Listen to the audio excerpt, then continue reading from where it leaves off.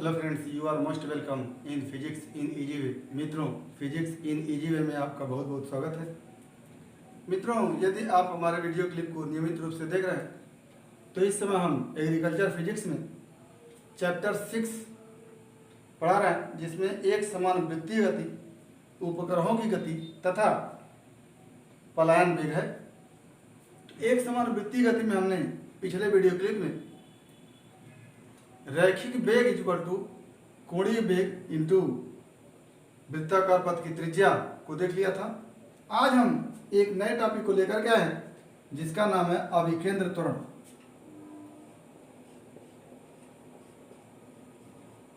अभिकेंद्र त्वरण, अभिकेंद्र त्वरण।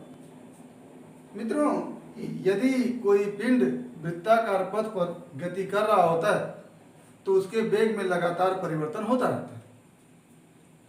ये पिंड है और वृत्ताकार पथ पर गति कर रहा है तो उसके वेग में लगातार यहाँ पर वेग ऊपर की दिशा में और यहाँ पर वेग इस बिंदु पर खींचे गए स्पर्श रेखा की दिशा में होगा। ये इस बिंदु पर, अगर इसको हम ए माने और ये बिंदु बी है तो ए बिंदु पर वेग अपवर्ड डायरेक्शन में ऊपर की ओर और बी बिंदु पर वेग की दिशा ये है। यानी कि पिंड के बिंदु ए से बिंदु बी तक पहुंचने में उसके वेग में परिवर्तन हो जाता है, परंतु हम ये देख चुके हैं कि वस्तु के चाल में कोई परिवर्तन नहीं होता है। कहने का आशय यह है कि वस्तु के वेग का परिमाण नियत रहता है, लेकिन उसकी दिशा क्या होती है, बदलती रहती है। तो बिंदु ए और बी पर वस्तु के वेग को हम देख रहे हैं। यहाँ पर वस्तु का वेग v1 और यहाँ पर वस्तु का वेग v2 है। और अगर हम वृत्ताकार पथ के केंद्र से बिंदु A और बिंदु B को मिलाएं तो ये रेखा A से केंद्र को मिलाने वाली रेखा और B से केंद्र को मिलाने वाली रेखा के बीच का कोण थीटा मान लेते हैं। तो इस बिंदु पर वेग जो होगा वो इस रेडियस वेक्टर, जिसको कहते हैं, केंद्र से बिंदु ए को मिलाने वाली रेखा के लंबवत होगा, क्योंकि स्पर्श रेखा हमेशा त्रिज्या के लंबवत होती है। तो ये 90 डिग्री होगा और यहाँ पर इस बी बिंदु को केंद्र से मिलाने वाली रेखा है और यहाँ पर वेग स्पर्श रेखा के अंदिश है। तो यह स्पर्श रेखा बिंदु बी को केंद्र से मिलाने वाली रेखा के लंबवत होगी। तो ये और दोनों का मान आर आर है। तो अगर इसको लिखना चाहे तो लिखेंगे कि मान लिया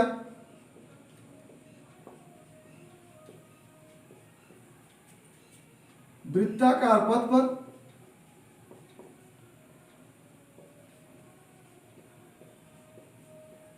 गति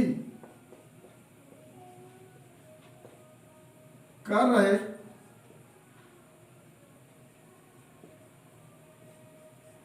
पिंड में टी समय अंतराल में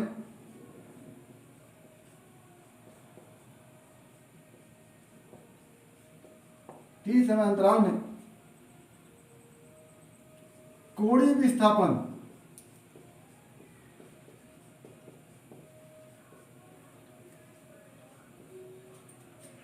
थीटा तथा रेखीय विस्थापन एस है। वस्तु या पिंड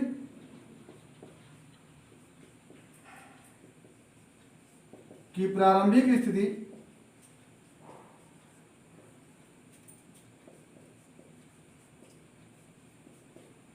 ए एवं अंतिम स्थिति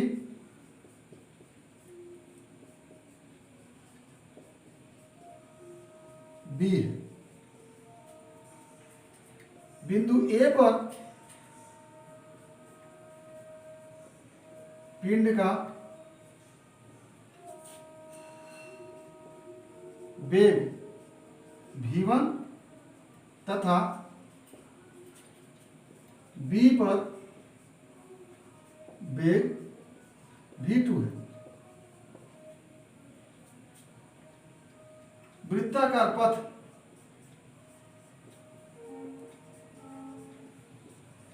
की त्रिज्या r, वृत्ताकार पथ की त्रिज्या r। अब इस A बिंदु पर वेग v1 है और B बिंदु पर वेग v2 है। अगर हम इस वेग v1 को ऐसे बाहर निकालिए, ये वेग v1 है, इसको यहां उठा के ला दिए v1, और ये वेग v2 है, तो v1 जहां से स्टार्ट हो रहा है या v1 के पुच्छ बिंदु से v2 को हम ऐसे खींच देते हैं, ये हमारा v2 हो गया। और v1 v2 minus v1 equal to delta v होगा, या कह लें बिंदु B पर वेग में से बिंदु A पर वेग को अगर हम माइनस करें तो वेग परिवर्तन निकल के आएगा, यानी कह लें वेग परिवर्तन v2 minus v1 equal to delta v।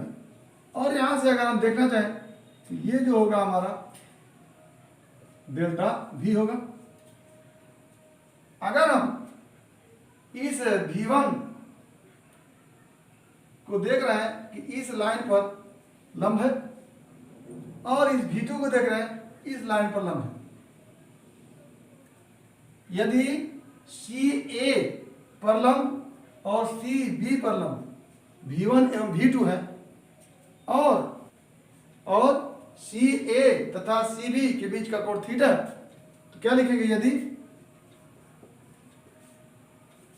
CA एवं CB के बीच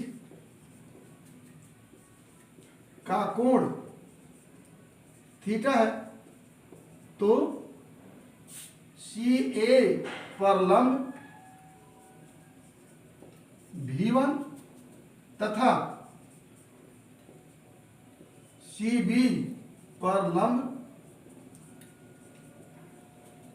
v2 के बीच का कोण भी थीटा होगा। ये हमारा v1 को उठा के लाए यहां पर और v2 को लाए यहां पर, तो इन दोनों के बीच का कोण भी क्या होगा, थीटा। और ये हमारा डेल्टा v होगा। कैसे, यहां से अगर हम लिख दें v1 को इधर ट्रांसफर करें तो क्या हो जाएगा, v1 plus delta v equal to v2। तो ये हमारा v1 है और इसमें डेल्टा v जोड़ेंगे तो क्या हो जाएगा, v2 हो जाएगा। ऐसी स्थिति में ये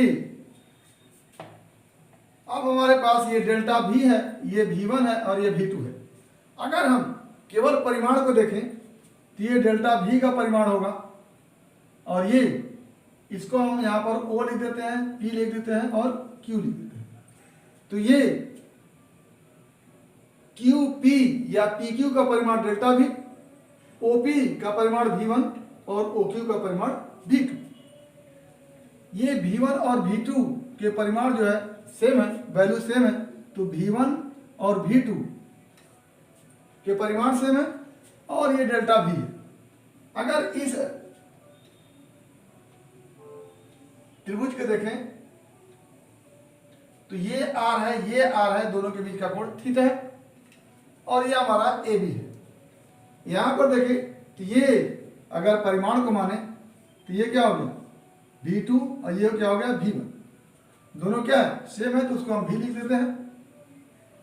mod of v2 equal to v और mod of v1 equal to v।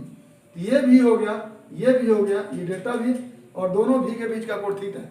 यहाँ पर ये r है, ये r है और दोनों के बीच का कोण थीटा। तो त्रिभुज ओ पी क्यू तथा त्रिभुज ए बी सी क्या हो जाता है, ए सी बराबर बी सी तथा ए सी एवं बी सी के बीच का कोण थीटा। इसी प्रकार OPQ में OP बराबर OQ तथा OP भी OQ भी तथा OP एवं OQ के बीच का कोण क्या है, थीटा। तो इस तरह से देखें तो OP बराबर OQ, AC बराबर BC। समद्विबाहु त्रिभुज ये भी है, समद्विबाहु त्रिभुज ये भी है, और दोनों के बीच का कोण थीटा यहाँ भी है, दोनों के बीच का कोण थीटा यहाँ भी है। तो इसका मतलब कि त्रिभुज ABC और त्रिभुज OPQ क्या है, समरूप है। क्या लिख देंगे, अतः त्रिभुज OPQ एवं त्रिभुज ABC क्या है, समरूप। अगर समरूप हैं तो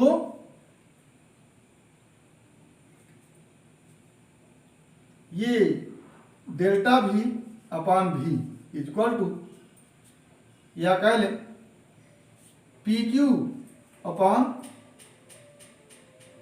OP इक्वल टू यहां से AB अपान AC, और यहां से PQ इक्वल टू हो जाता है डेल्टा भी अपान भी इक्वल टू AB को हम लिखते हैं यस, या AB रहने दे, AB अपान AC को लिखते हैं आर।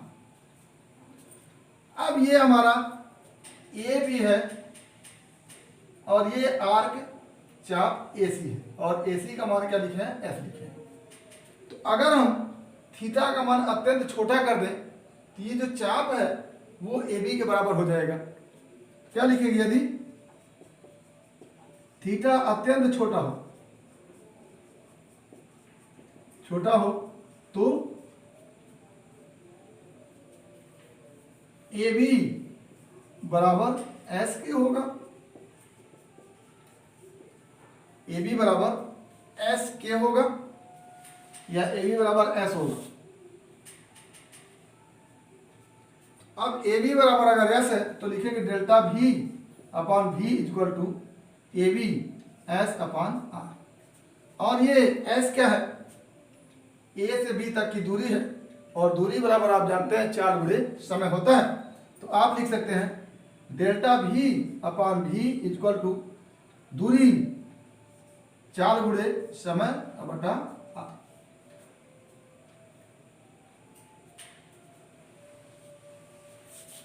अब थोड़ा सा इसको देखिएगा, ये भी इस तरफ लेके जाइए और T इधर ले आइए, तो क्या हो जाएगा, delta V upon T equal to V square upon R।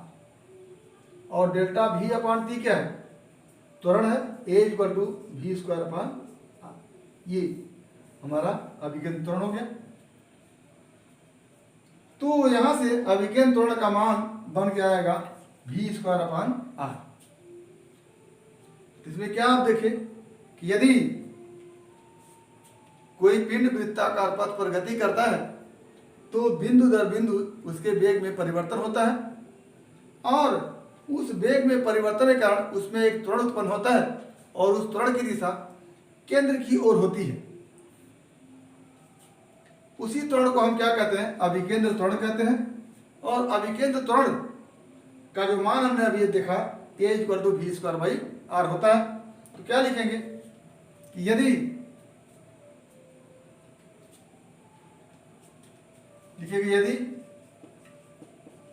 कोई पिंड वृत्ताकार पथ पर गति करता है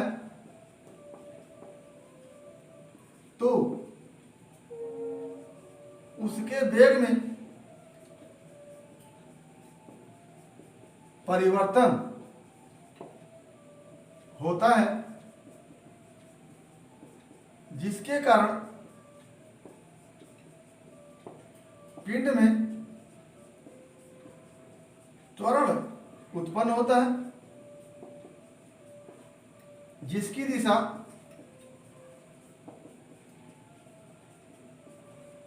केंद्र की ओर होती है।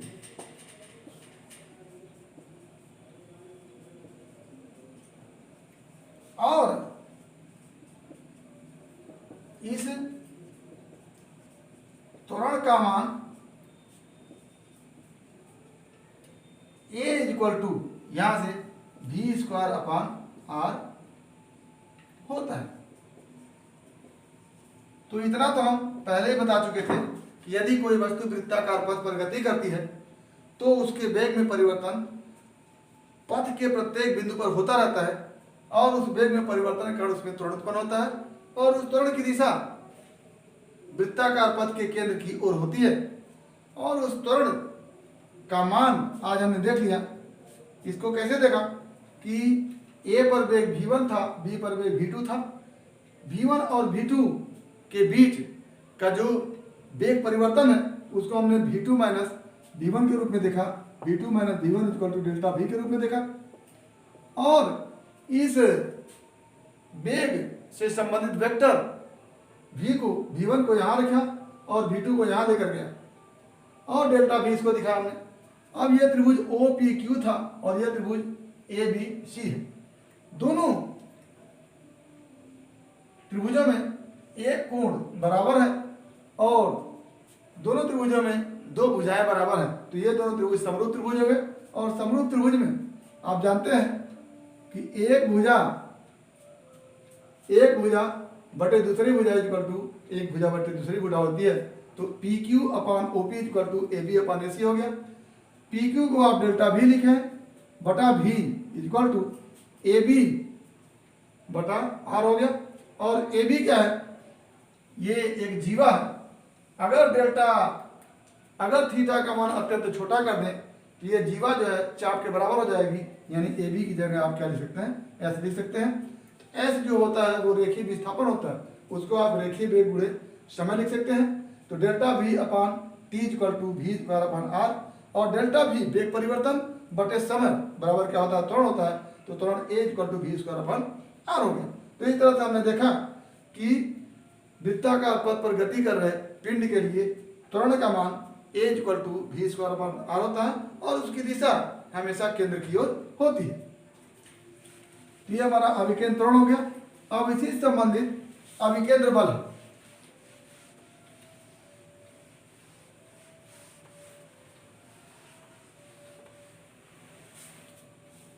अभिकेंद्र बल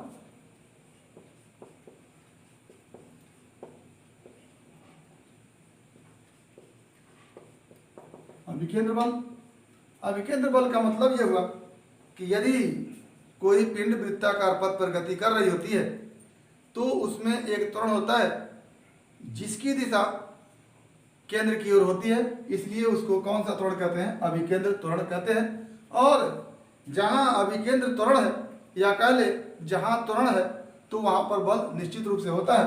तो इसी त्वरण के संगत जो बल होता है उसको अभिकेंद्र बल कहते हैं। तो लिखिएगा कि वृत्ताकार पथ पर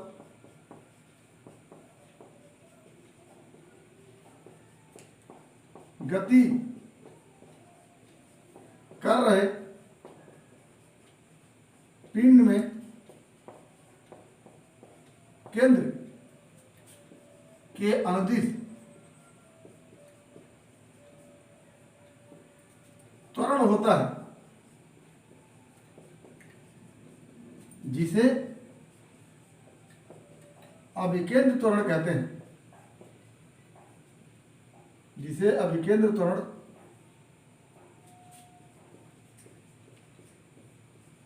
कहते हैं।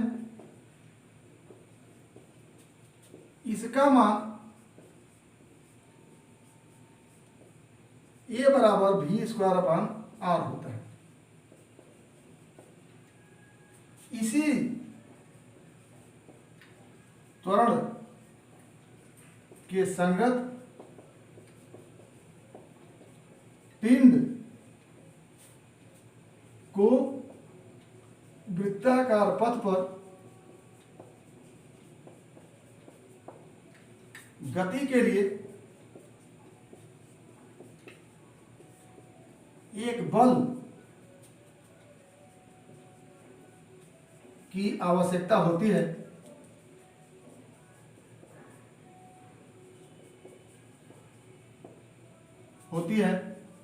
जिसे अभिकेंद्र बल कहते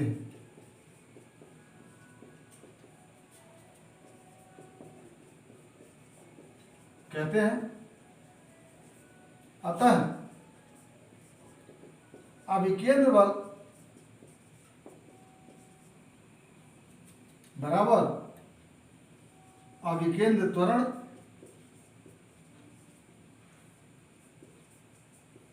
गुणे पिंड का द्रव्यमान।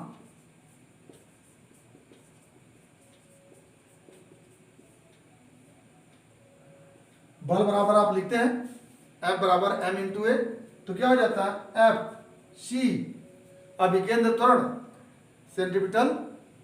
Centrifugal force F C equal to अभिकेंद्र त्वरण v square upon r into m, और ये क्या हो जाता है F C equal to m v square upon r। ये अभिकेंद्र त्वरण का फार्मूला हो गया, और ये परिभाषा हो गई कि यदि कोई पिंड वृत्ताकार पथ पर गति करता है तो उसके लिए एक केंद्र की ओर अभिकेंद्र त्वरण उत्पन्न होता है। इसी अभिकेंद्र त्वरण के संगत जो बल होता है उसे अभिकेंद्र बल कहते हैं, और इसका मान अभिकेंद्र त्वरण में पिंड के द्रव्यमान से गुणा करके निकाल लेते हैं, तो क्या हो जाता है F C equal to m v square by r। इस अभिकेंद्र बल की आवश्यकता होती है किसी भी पिंड को वृत्ताकार पथ पर गति करने के लिए। अगर ये अभिकेंद्र बल नहीं होता है तो पिंड वृत्ताकार पथ पर गति नहीं कर सकता है। यानी इसी अभिकेंद्र बल की उपस्थिति में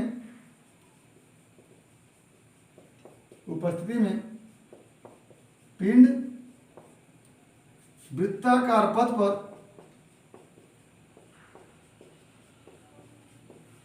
गति करता है।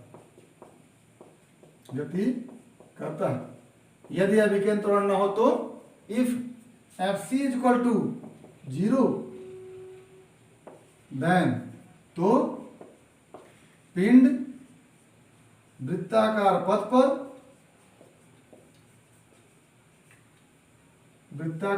पर गति नहीं करेगा।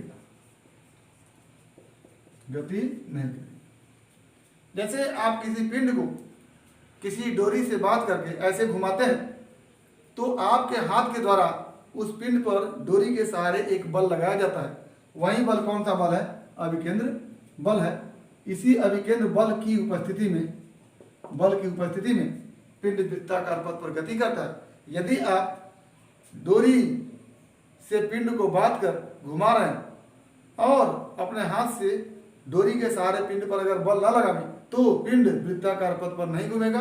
यानी पिंड को वृत्ताकार पथ पर घुमाने के लिए एक बल की आवश्यकता होती है, जिसको कौन सा बल कहते हैं? अभिकेंद्र बल कहते हैं। तो एक परिभाषा यहाँ से यह भी बन के आ जाती है कि वृत्ताकार पथ पर किसी पिंड को गति कराने के लिए एक बल की आवश्यकता होती है जिसको अभिकेंद्र बल कहते हैं।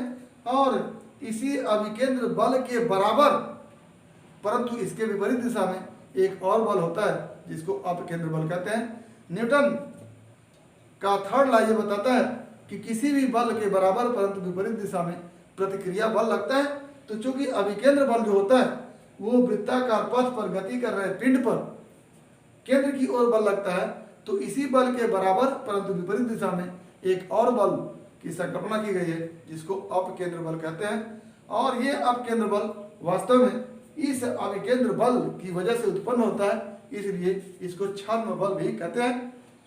तो अभिकेंद्र बल के बराबर परंतु विपरीत दिशा में एक और बल की संकल्पना की गई है जिसको अपकेंद्र बल कहते हैं। तो अपकेंद्र बल क्या हो गया?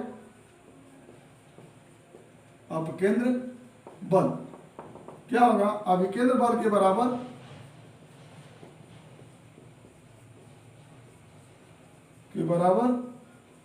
परंतु विपरीत दिशा में, विपरीत दिशा का मतलब केंद्र से बाहर की ओर,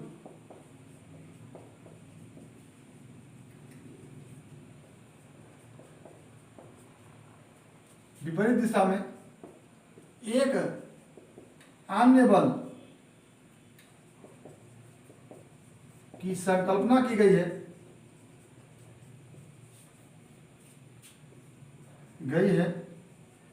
जिसे अपकेंद्र बल कहते हैं,